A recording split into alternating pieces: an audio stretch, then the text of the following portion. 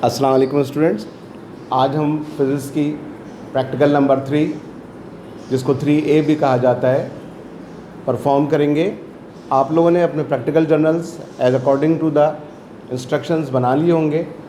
अगर नहीं बनाए तो एक दफ़ा फिर रिवाइज़ कर लें कि आपने ऑब्जेक्ट लिखना है, थ्योरी लिखनी है, ऑपरेटर्स लिखना है, प्रोसीजर लिखना है,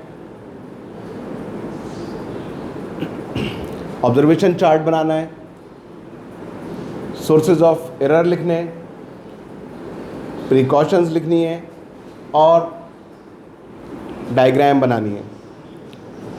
जो प्रैक्टिकल्स वर्किंग शीट पे होंगे उनके लिए आपको डायग्राम्स की ज़रूरत नहीं है, लेकिन फर्स्ट, सेकंड, थर्ड, फोर्थ इन प्रैक्टिकल्स के अंदर आपको डायग्राम बनानी होगी। रिजल्टेंट ऑफ वेक्टर का प्रैक्टिकल है, इसके लिए आपको डायग्राम की ज़रूरत नहीं है। मैग्नेटिक फील्ड का प्रैक्टिकल है, इसके लिए आपको डायग्राम की ज़रूरत नहीं है। रिफ्लेक्शन ऑफ लाइट या angle of incident and angle of reflection का प्रैक्टिकल है, इसके लिए आपको डायग्राम की ज़रूरत नहीं है। Prism, path of the light in prism, इसके लिए भी आपको प्रैक्टिकल शीट की डायग्राम परफॉर्म करना है, इसलिए इसकी भी डायग्राम नहीं बनानी। प्रैक्टिकल्स आप किसी भी बुक से लिख सकते हैं, बट प्रेफरेबल ये है कि आप सैफुद्दीन की बुक से लिखें। बट अगर इसके अलावा किसी और बुक से आप प्रैक्टिकल्स लिखना चाहते हैं तो आप लिख सकते हैं। ये प्रैक्टिकल्स जर्नल पे कंप्लीट करके आपने स्कूल में एज अकॉर्डिंग टू इंस्ट्रक्शंस जमा कराना है। इसके लिए आप स्कूल के नंबर पे कांटेक्ट कर सकते हैं और वहाँ से आप इंस्ट्रक्शंस ले सकते हैं कि आपको जर्नल किस तरह जमा कराना है। केमिस्ट्री का जो प्रैक्टिकल्स हैं उनके अंदर भी तकरीबन यही चीज़ें होंगी, सिर्फ फ़र्क ये होगा कि उसके अंदर जो गैसेस के प्रैक्टिकल्स हैं उनमें केमिकल इक्वेशंस और रिजल्ट्स वगैरह भी आपको लिखने होंगे। कंप्यूटर के प्रैक्टिकल के अंदर आपने जर्नल के ऊपर वर्किंग या फ़्लो चार्ट सबसे पहले बनाना होगा। फ़्लो चार्ट के बाद आप सोर्स प्रोग्राम बनाएंगे, सोर्स कोड और आउटपुट कंप्यूटर से निकालकर जर्नल पे शामिल कर दिया जाएगा। इसी तरह बायोलॉजी के प्रैक्टिकल के अंदर आपने पूरा प्रैक्टिकल जर्नल पे प्रैक्टिकल लिखना है, लेवल डायग्राम बनानी है और जिस तरह आपको इंस्ट्रक्शंस दी जाएं उस तरह आपने इनको डिपॉजिट कराना है स्कूल के अंदर। अब हम बात करते हैं practical number 3A, practical number 3B और प्रैक्टिकल नंबर 10B। फिज़िक्स के अंदर प्रैक्टिकल 3A, 3B और 10B ये दोनों प्रैक्टिकल कोर्स में इंक्लूड नहीं है।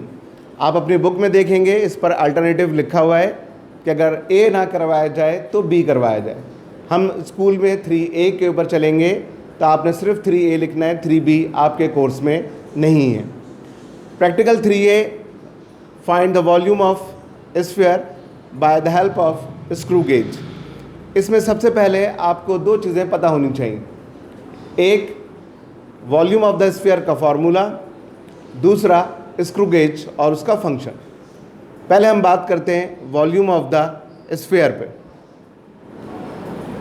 वॉल्यूम की एक सिंपल सी डेफिनेशन स्टूडेंट्स आपको मालूम ही है। वॉल्यूम होता है space occupied by a body.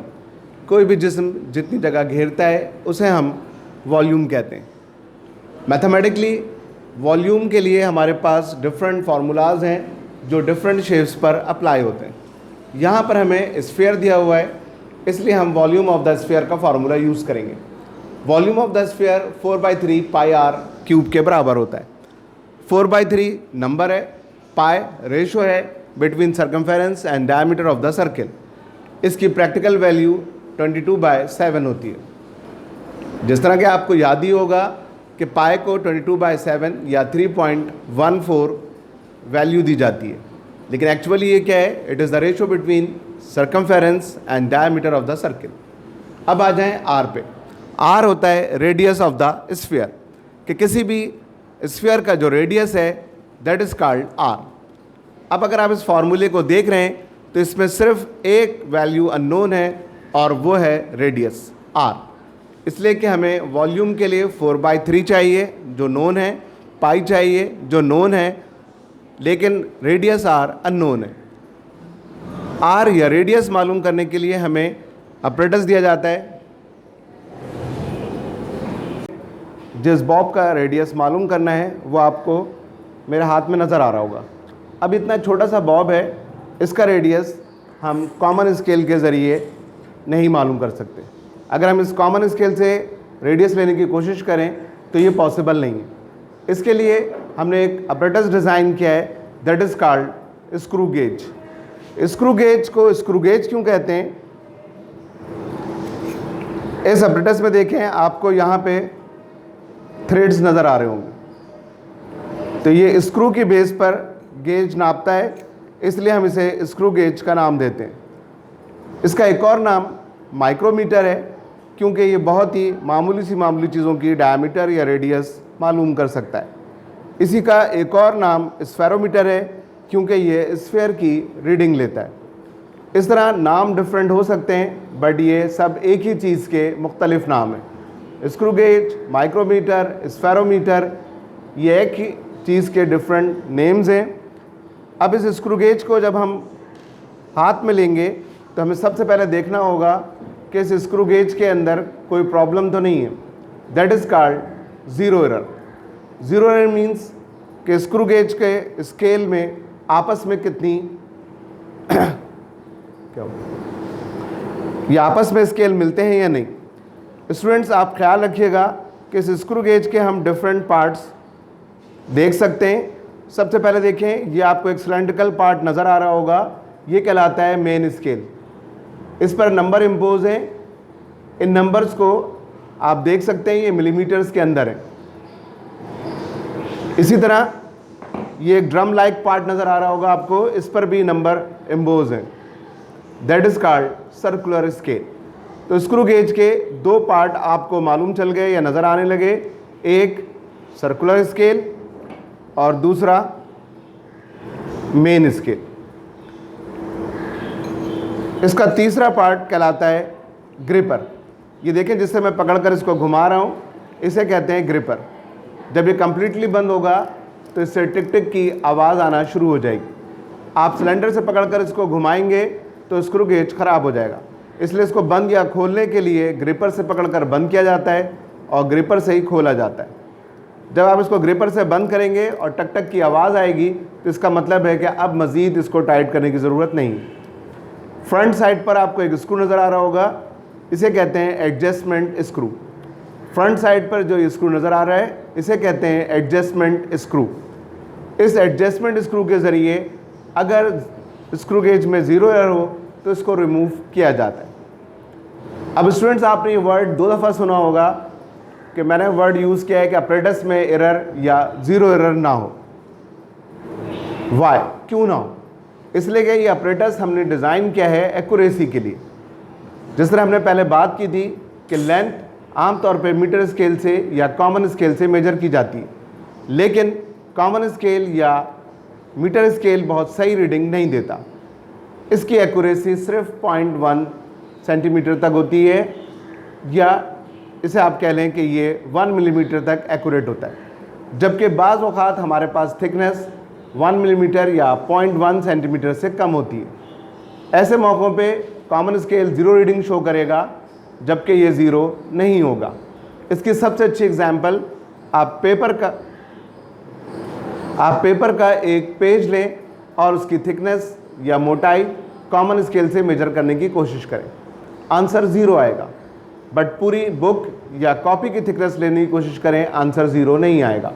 It's mean कि एक पेज की भी थिकनेस ज़ीरो नहीं है, वरना 0 + 0 ऑलवेज़ ज़ीरो।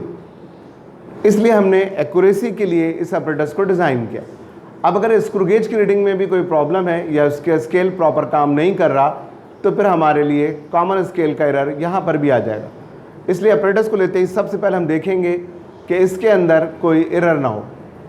एरर चेक करने के लिए पहले हम इसकी डिग्री ऑफ एक्यूरेसी को चेक करेंगे। डिग्री ऑफ एक्यूरेसी को एक नाम दिया जाता है साइंटिफिकली, और वो है लीस्ट काउंट, कि हमारा स्क्रू गेज मिनिमम रीडिंग कितनी ले सकता है। That is called least count. आपने अभी अभी पढ़ा था कि स्क्रू गेज के दो स्केल हैं, एक मेन स्केल और एक सर्कुलर स्केल। लीस्ट काउंट क्या होता है, इसके लिए एक बड़ा सिंपल सा फॉर्मूला है, नंबर ऑफ डिवीजन ऑन या lowest reading on the main scale divided by number of division on circular scale. Least count के लिए हमारे पास एक बड़ा सिंपल सा फॉर्मूला है,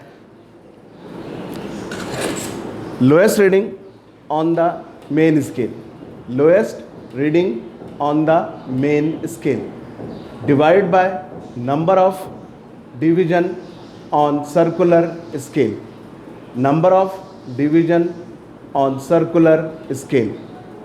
लीस्ट काउंट क्या है, वो मिनिमम मेजरमेंट है जो किसी भी अपरेटस से ली जा सकती है। स्क्रू गेज का लीस्ट काउंट या स्क्रू गेज से जो मिनिमम रीडिंग ली जा सकती है वो किस तरह आएगी, least reading on the main scale divide by number of division on circular scale.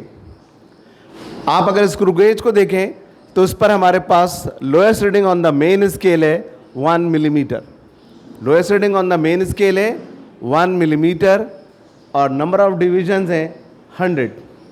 हमारे पास जो स्क्रू गेज है इस पे lowest reading on the main scale 1 millimetre है और number of division on Werner scale 100 divisions हैं।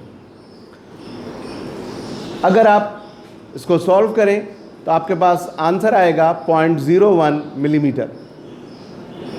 इसे आप 10 से डिवाइड कर दें तो लीस्ट काउंट स्क्रू गेज का आ जाएगा 0.001 सेंटीमीटर। इस तरह इस स्क्रू गेज का लीस्ट काउंट हो जाएगा 0.001 सेंटीमीटर। स्टूडेंट्स, आप देख सकते हैं कि इस स्केल पर आपको मिनिमम रीडिंग जो मेन स्केल पर नज़र आ रही है वो है 1 मिलीमीटर, जबकि आप नंबर ऑफ़ डिविजन्स देखें तो यहाँ पर आपको नंबर ऑफ़ डिविजन्स क्लियरली नज़र आ रहे होंगे।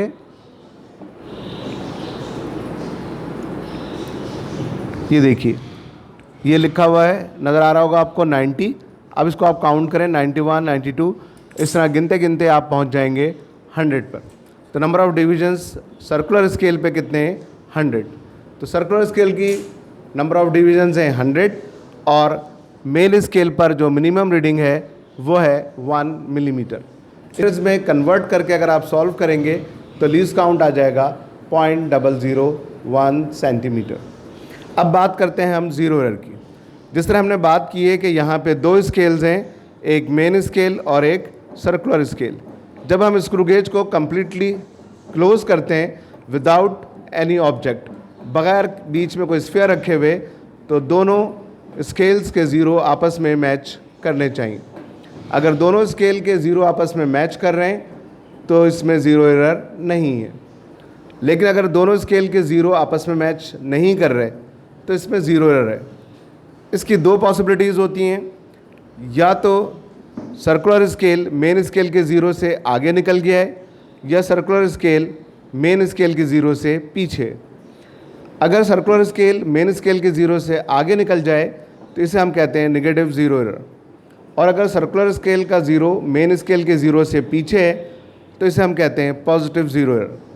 अगर ज़ीरो सर्कुलर स्केल का ज़ीरो मेन स्केल के ज़ीरो से आगे निकलेगा तो इसे हम कहेंगे नेगेटिव ज़ीरो एरर, और अगर सर्कुलर स्केल का ज़ीरो मेन स्केल के ज़ीरो से पीछे रह जाएगा तो इसे हम कहेंगे positive zero error. Zero error negative हो या पॉजिटिव ये नोट कर लिया जाता है, और at the end of the reading इसे रीडिंग में से सेपरेट करते हैं। लेकिन मैट्रिक लेवल पर हम जो स्क्रू गेज इस्तेमाल करेंगे इसमें ज़ीरो एरर नहीं होगा। अगर इसमें ज़ीरो एरर हुआ तो ये जो हमारा एडजस्टमेंट स्क्रू है इसके ज़रिए हम इसको रिमूव कर देंगे। तो मैट्रिक लेवल पर आपको स्क्रू गेज के अंदर ज़ीरो एरर के बगैर ही यूज़ करना होता है। अगर ज़ीरो एरर हुआ तो आप अपने टीचर को ले आकर दे दें, वो इसमें से एडजस्टमेंट स्क्रू के ज़रिए ज़ीरो एरर को रिमूव कर देगा। Now student we start the practicals. हमें जो स्फीयर दिया गया है, इस स्फीयर को हम स्क्रू गेज के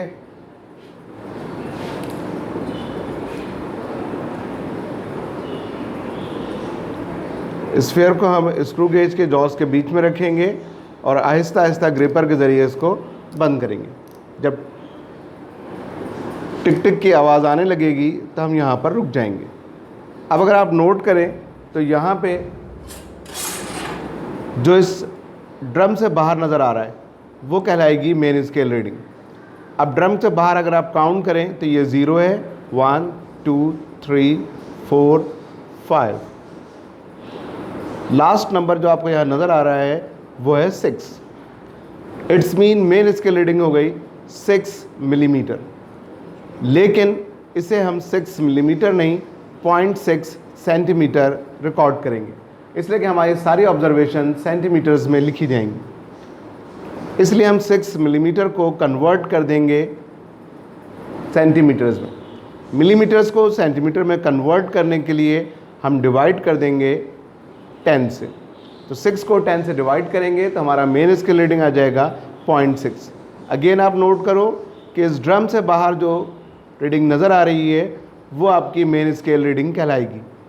अगेन इसे काउंट करते हैं 0 1 2 3 4 5 एंड देन 6। तो मेन स्केल रीडिंग हमारे पास हो गई 6 मिलीमीटर या 0.6 सेंटीमीटर। सर्कुलर स्केल रीडिंग के लिए आप देखें कि ये मेन स्केल पे एक लंबी सी लाइन लगी हुई है, इसे हम कहते हैं रेफरेंस लाइन। ये रेफरेंस लाइन सर्कुलर स्केल पर किससे मैच कर रही है? अगर आप नोट करें तो ये आपके पास मैच कर रही है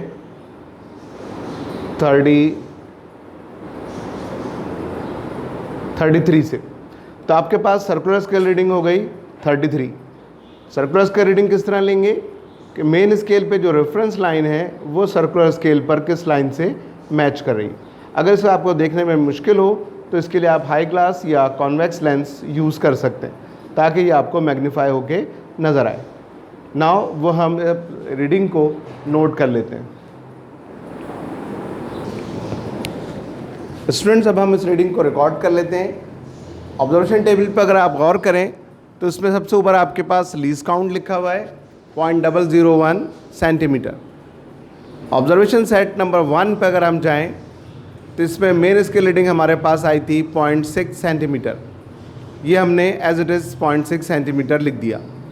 अगेन याद रखें कि आप स्केल पर जब पढ़ेंगे तो रीडिंग 0.6 नहीं 6 आएगी, बट वो रीडिंग मेन स्केल पर मिलीमीटर्स में। इसे हम 10 से डिवाइड करके सेंटीमीटर्स में 0.6 सेंटीमीटर लिखेंगे। सर्कुलर स्केल पर रीडिंग 33 डिवीजन आई थी, वो हमने एज इट इज़ लिख दी। अब हम बनाएंगे फ्रैक्शनल पार्ट। फ्रैक्शनल पार्ट क्या है? आप नोट करो कि सर्कुलर स्केल की रीडिंग नंबर ऑफ डिविजन्स में, ये कोई प्रॉपर मेजरमेंट नहीं है, इसलिए से प्रॉपर मेजरमेंट में कन्वर्ट करना होगा। तो डिविजन्स या हिस्सों को स्केल में कन्वर्ट करने के लिए हम मल्टीप्लाई करेंगे लीस्ट काउंट से। तो 33 को जब हम लीस्ट काउंट से मल्टीप्लाई करेंगे तो हमारा आंसर आएगा 0.033 सेंटीमीटर्स। तो इस तरह फ्रैक्शनल पार्ट हो जाएगा 0.033 सेंटीमीटर। किया क्या हमने? सर्कुलर स्केल रीडिंग को मल्टीप्लाई कर दिया लीस्ट काउंट से। सर्कुलर स्केल रीडिंग को लीस्ट काउंट से मल्टीप्लाई किया है। सर्कुलर स्केल रीडिंग है 33, लीस्ट काउंट है 0.001। इन्हें मल्टीप्लाई करेंगे तो आंसर आएगा 0.033 सेंटीमीटर्स। एट द एंड हम मेन स्केल रीडिंग और फ्रैक्शनल पार्ट को आपस में ऐड कर लेंगे, ये कहलाएगा टोटल रीडिंग। आप देखें मेन स्केल रीडिंग 0.6 है, फ्रैक्शनल पार्ट 0.033 है। इन दोनों को हमने ऐड किया तो हमारी टोटल रीडिंग हो गई 0.633 सेंटीमीटर। इस तरह हम 3 ऑब्जर्वेशंस का सेट लेंगे, फिर उनका मीन लेकर रेडियस मालूम करेंगे। ओके स्टूडेंट्स, इस ऑब्जर्वेशन को हमें 3 दफ़ा नोट करना है कैसे, और फिर उसका एवरेज कैसे लेंगे, ये सारा इंशाल्लाह हम अगले लेक्चर में देखेंगे। आज के लिए यहीं तक काफ़ी है। अगर इस लेक्चर में आपको कुछ चीज़ समझ में ना आई हो या आप कोई क्वेश्चन करना चाहते हो तो माय लिटिल वर्ल्ड के व्हाट्सएप ग्रुप पर कांटेक्ट कर सकते हैं। Thank you.